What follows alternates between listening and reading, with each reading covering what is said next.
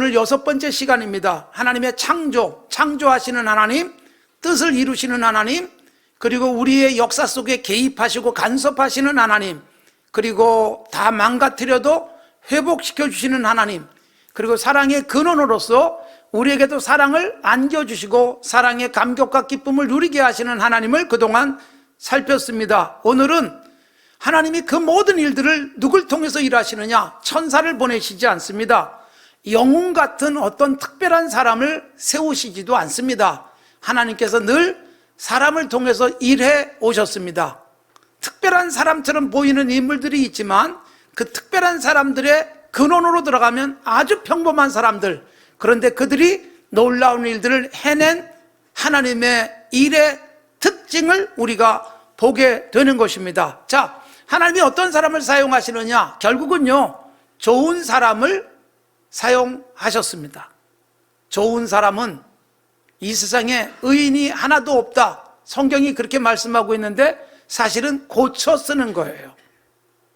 일할 만한 사람이 아닌데 죄를 갖고 태어난 인간을 바꿔서 고쳐서 하나님의 일을 할 만한 사람으로 세우시는 것입니다. 오늘 본문에 나오는 다윗, 신약 성경이 인용하고 있는 다윗이라는 구약의 위대한 인물, 그런데 그도 양을 치는 목자였습니다. 그리고 그도 평생을 거룩하게만 산 것은 결코 아닙니다. 그도 엄청난 죄를 짓기도 한 사람입니다. 사무엘하 11장 마지막은 이렇게 돼 있어요. 이 모든 것을 하나님이 보시고 악하게 여겼다. 다윗이 한 일이에요. 악하게 여길 정도로. 그리고 사실 다윗만큼 그렇게 큰 죄를 짓는 사람도 많지 않습니다. 그럼에도 불구하고 하나님이 그를 사용하셨어요.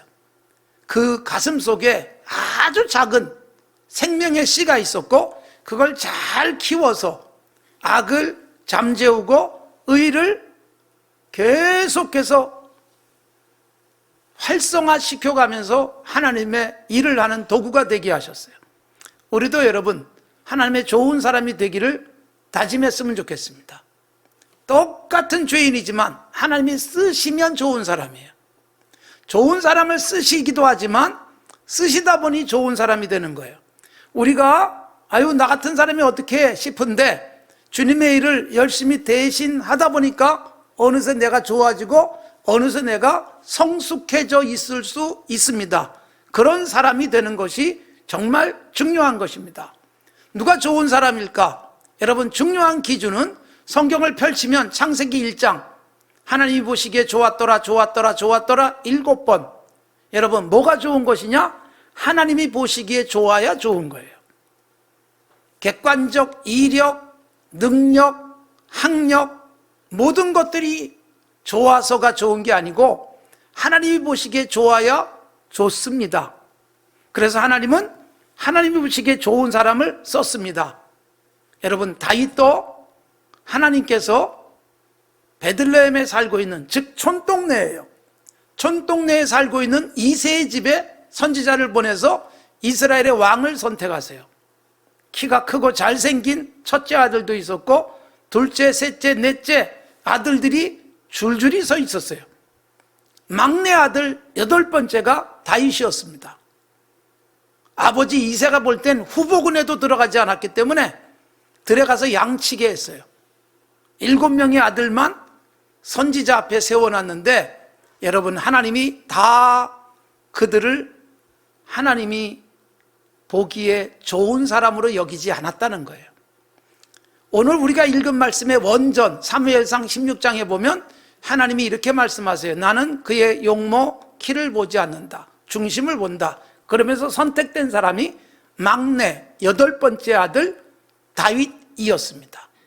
중심이 그나마 괜찮았던 것입니다. 속을 들여다보시니 한번 결심하면 잘 갈 만한 사람. 그래서 하나님이 은혜를 주시니 그걸 잘 키워갔습니다. 사람 속에는요, 두 가지가 늘 있어요. 선에 대한 의지와 악에 대한 의지가 있고, 이건 갈라디아서에서도 분명히 밝혀주고 있습니다. 우리 안에서 이게 갈등하고 싸워요. 어떤 것을 잘 키워가느냐에 따라서 인생이 달라지는 건데, 하나님이 은혜 주시면 선을 키워갑니다. 그래서 가능성이 높은 다윗을 통해서 선한 의지를 잘 키워갔지만 어느 날 무너지기도 하지만 말씀드린 대로 회복시켜 주십니다. 자, 우리가 여러분 하나님 보시기에 좋은 사람 되시고 하나님이 나를 잘 사용하시는 은혜가 있기를 바랍니다. 하나님이 선택한 사람들, 다윗 이야기를 했지만 여러분 베들레헴이라는 촌동네에 살고 있던 8번째 아들이었습니다. 그런데 사용하시잖아요. 예수님이 제자들을 뽑을 때도 12명, 일단은 소수였습니다. 당시 살고 있는 사람에 비하면 이 인원 가지고 어떻게 일을 할까 싶은데 12명을 뽑았고 12명 중에서도 여러분 뭐 대단한 이력을 가진 사람이 많지 않았습니다. 아니, 없었습니다. 초라한 인물, 보통 이하의 사람들이었습니다. 그런데 그들을 하나님이 자격 조건이 아니라 그들의 거칠고 모난 성품이 있지만 한번 섬기면 끝까지 갈 만한 사람들을 세우셨어요. 물론 그 중에 한 사람은 결국은 배신하고 결국은 끝까지 가지 못했지만 하나님이 그런 사람도 적절하게 사용하세요. 잠언 16장 4절에 보면 악인도 악한 날에 적당하게 하신다라는 말씀이 나오는데 성경 전체에서 매우 의미 있는 말씀입니다. 근본적으로 우리가 죄인이지만 하나님께서 나를 쓰실 수 있는 건강한 삶을 꾸준히 노력하시고 가셔야 됩니다. 예수 믿게 된 것도 하나님의 은혜였고 예수 믿고 그리스도인으로 살아가면서 하나님이 쓸만한 사람 되기 위해서 애를 써야 돼요. 시도해 보십시오. 선한 일 자꾸 하다 보면 좋은 사람 돼 갑니다. 우리의 나쁜 성품도 고쳐질 수 있습니다. 하나님은 완벽한 사람을 쓰시는 게 아니라 고쳐가면서 쓰십니다. 바로 잡아가면서 쓰십니다. 고집이 세서 수십 년 가도 안 바뀌는 사람이 있어요. 그래도 하나님이 또 기회를 주십니다. 예수님의 제자 중에 베드로 같은 사람은 굉장히 성급한 성격의 소유자, 그래서 실수도 많이 하는 사람이었지만 그를 고쳐서 사용하시고, 예수님의 제자 중에 빅3라고 불릴 수 있었던 세 사람 속에 들어갈 수 있던 야고보와 요한도 예수님이 처음 그를 보시면서 별명을 주셨어요. 보아너게, 우레의 아들. 여러분, 굉장히 좋은 성품은 아니었던 것으로 보입니다. 화가 나면 참지 못하는 사람들이었습니다. 그런데 그들이 하나님 앞에 쓰임 받습니다. 보아너게, 여러분 모진 성품을 좋은 것으로 사용하게 하셨어요. 그래서 요한 같은 제자는 우레의 아들이라고 생각됐지만 사랑을 가장 많이 강조한 사랑의 사도로 불리고, 야고보 사도 같은 경우는 사도행전에 등장하는 예수님의 12제자 중에 첫 번째 순교자가 됩니다. 하나님께서 사람 세우시고 세우시면 끝까지 책임지십니다. 일하게 하십니다. 사실은 세우셨는데 탈락한다는 것은 불행한 일이에요. 오늘 읽은 말씀에 보면 탈락한 사람이 있어요. 이스라엘이 왕을 구하길래 사울을 왕으로 주셨다. 처음에 세울 때는 꽤 괜찮은 사람이었어요. 그런데 점점 교만해지면서 결국은 패하시고 맙니다. 자기 속에 가능성이 있었고 그 가능성은 선한 의지 계속 키워가면서 하나님의 귀한 일꾼이 될 가능성과 자기 속에 있는 못된 욕망, 이것을 키울 수 있는 가능성이 있었는데 사울의 경우는 못된 것을 키우다가 결국 패하셨어요. 버리셨어요. 그러나 하나님이 완전히 버릴 때까지 40년을 쓰십니다. 그리고 대신 다윗을 대체하십니다. 그러면서 역사 속에 다윗의 후손들이 이스라엘의 왕을 이어가는 사람들이 되는데, 다윗 하나님이 세우셨어요. 사울 하나님이 세우셨어요. 패하기도 하고 세우기도 하십니다. 하나님이 우리를 세우셔야 일할 수 있고, 하나님이 세우시면 누구도 방해할 수 없고, 하나님이 패하시면 누구도 다시 일어설 수 없습니다. 그런데 하나님은 왜 세우시는가? 오늘 본문 말씀 22절에 보면 내 마음에 맞는 다윗, 내 뜻을 다 이루게 하리라. 하나님의 뜻을 이루겠다는 거예요. 여러분, 우리가 자칫 잘못하면 거룩한 생각이다라고 착각할 수도 있고 이게 하나님의 일이야 라고 생각되면서 고집스럽게 가지만 사실은 내 욕망일 수도 있습니다. 그래서 하나님의 일을 한다고 할 때 조심해야 돼요. 목사인 저로부터 시작해서 교회 공동체 안에서 일할 때 정말로 하나님의 뜻일까를 묵상하셔야 돼요.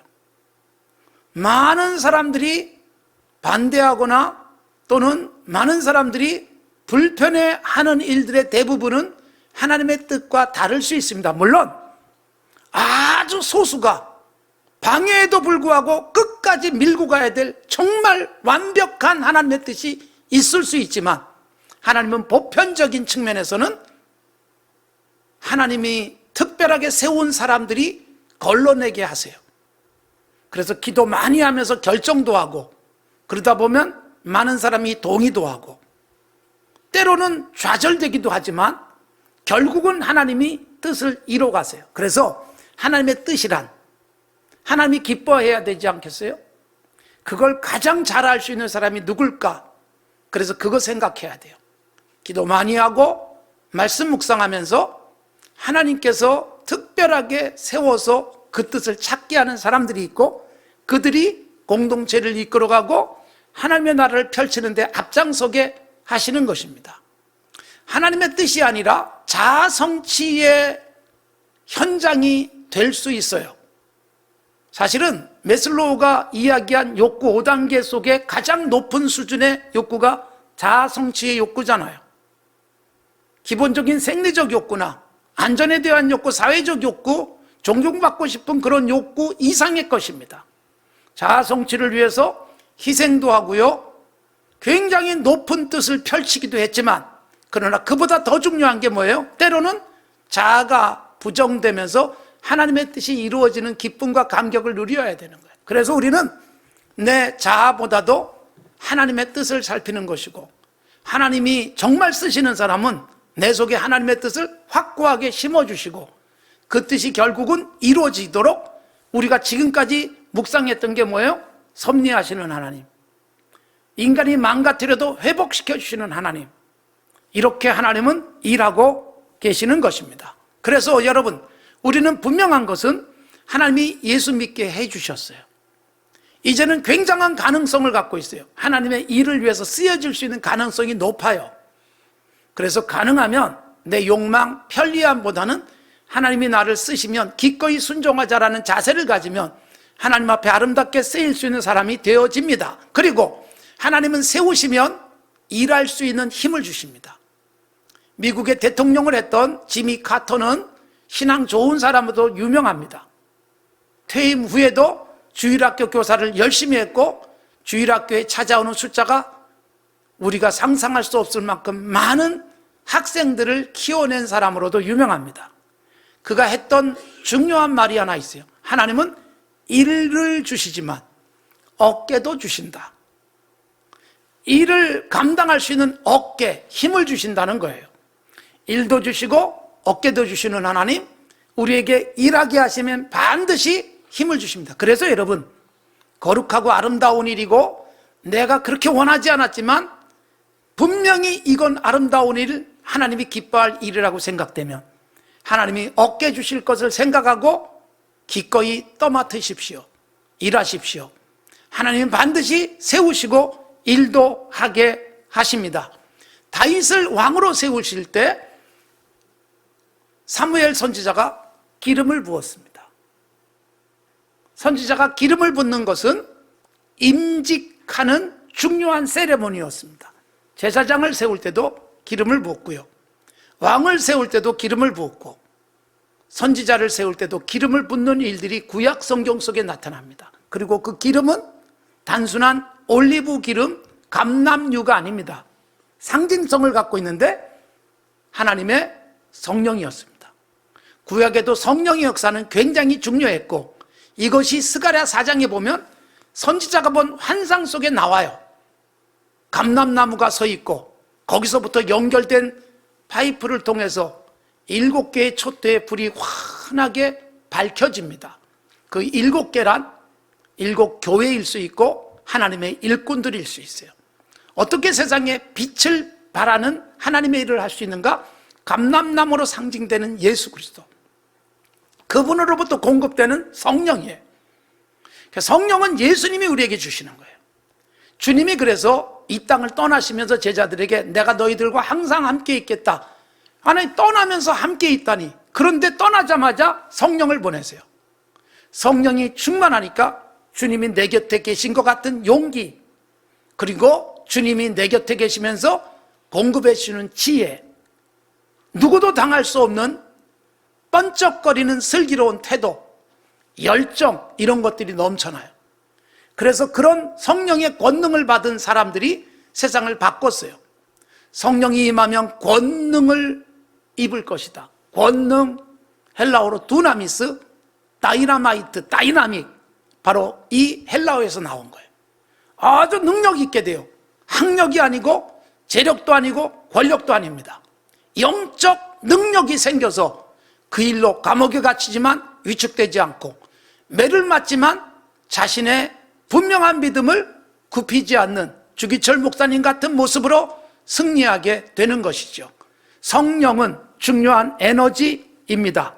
아무리 좋은 자동차도 연료가 주입되지 않는 한 움직일 수 없듯 연료는 매우 중요하죠. 여러분, 우주 왕복선도 연료가 필요한 것이고, 바다를 떠도는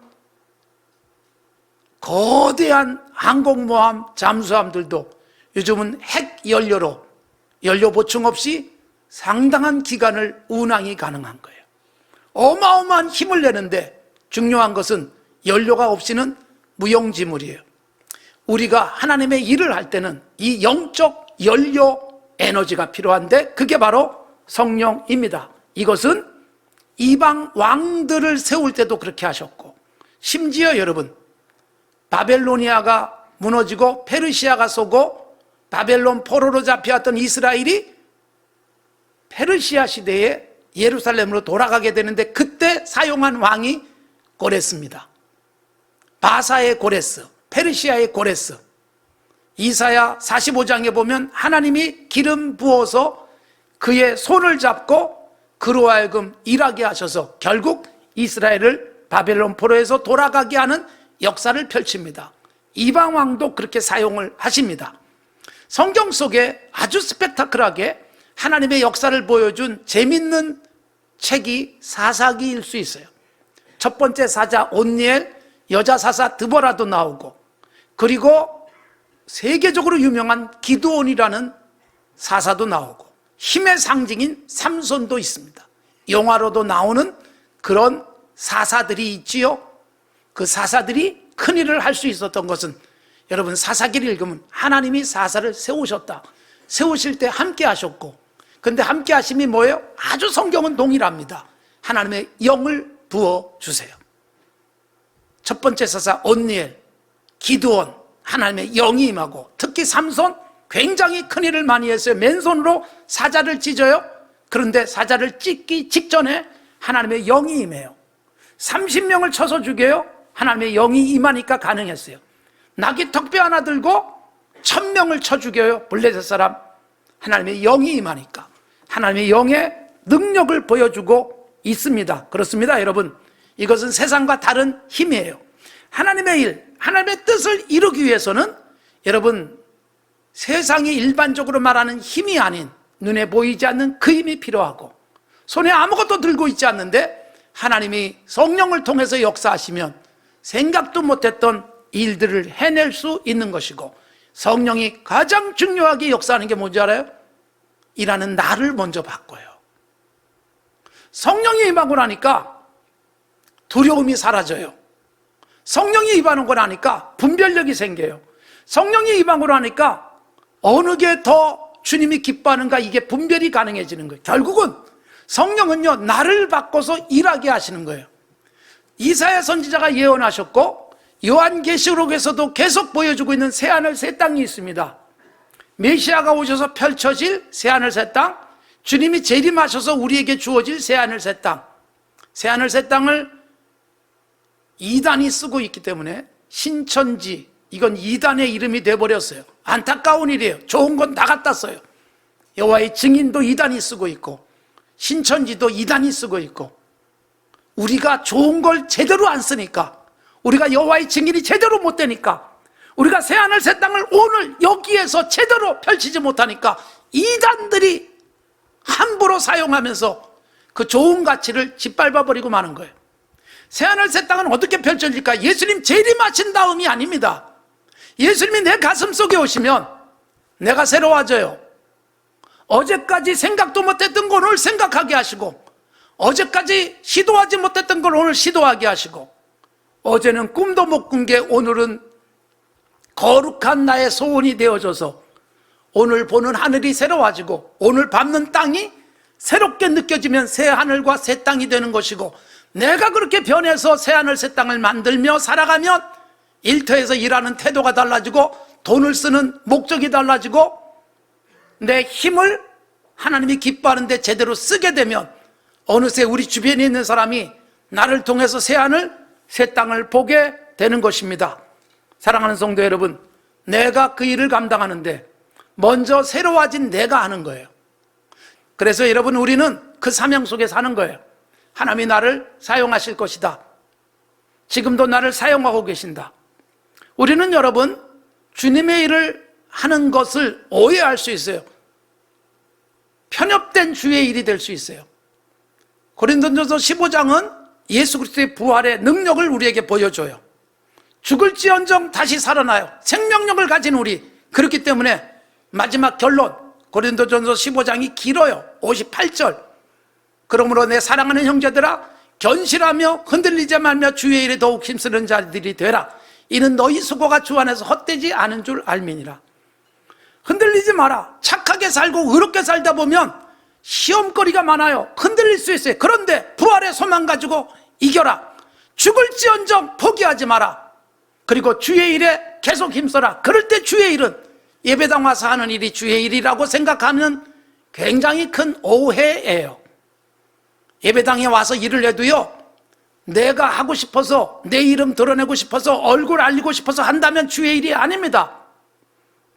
정말 주의 일이란 은혜에 감격해서 남이 보든 안 보든 인정하든 인정하지 않든 정말 기쁨으로 섬길 수 있다면 주의 일이에요. 예배 드리지 못하더라도 월요일부터 열심히 나가서 정직하게 그리스도인답게 살며 돈을 버는 목적이 분명해진다면 주의 일을 하고 있는 거예요. 그래서 여러분, 주의 일이 주님이 나를 사용하셔서 일하시면 주의 일이에요. 어디든 나를 출근시키고 일하게 하시고 사람 만나서 그리스도인답게 그 사람 대하면서 나는 주님이 원하시는 일을 하는 사람이 될 수 있습니다. 예수 믿고 건강한 그리스도인의 가치관을 가진 사람들이 세상을 움직이는 힘이 되어져야 합니다. 세상의 사람들은 두 종류예요. 하나는 일꾼일까 일감일까. 하나님의 일을 하는 일꾼이 있는가 하면 하나님이 저 사람을 또 어떻게 해결해야 되나, 여러 사람 붙어서 해결해 줘야 되는 일감이 있을 수 있는데, 여러분, 하나님의 일을 감당하는 일꾼으로 살아갑시다. 나를 통해서 지금도 하시길 원하는 일들, 내일 출근하시고 삶의 현장에서 그냥 밥 한 끼를 만들더라도 하나님이 시키는 일을 하고 있는 사람으로서의 자부심 가지고 하나님의 일을 대행하는 건강한 하나님의 사람으로 살아갔으면 좋겠습니다.